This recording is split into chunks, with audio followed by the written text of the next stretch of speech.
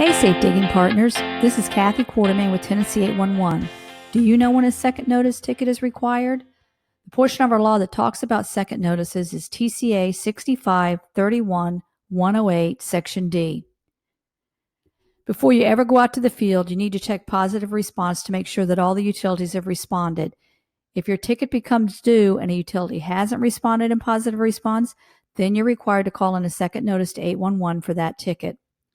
If you go out to your job site and you observe clear evidence that there's unmarked facilities in the area where you're going to be doing your work, then you're required to call in a second notice to 811.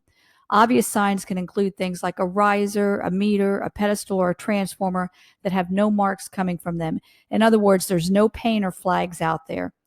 In that case, Tennessee law states that the excavator has to make a second call to 811.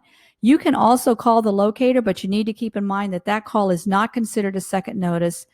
Only the call to 811 is recognized by law as a second notice. When you call in your second notice, you're going to be given a new ticket number and the date and time that that ticket becomes valid. Don't let that confuse you. You're not working off the second notice ticket. You're working off of your original valid ticket.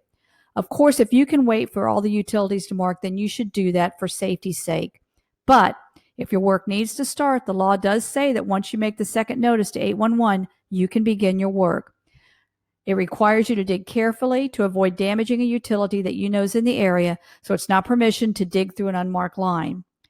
You have to try to locate the utility by means that isn't going to damage it. You have a responsibility to do that because you know that that utility is in your dig site.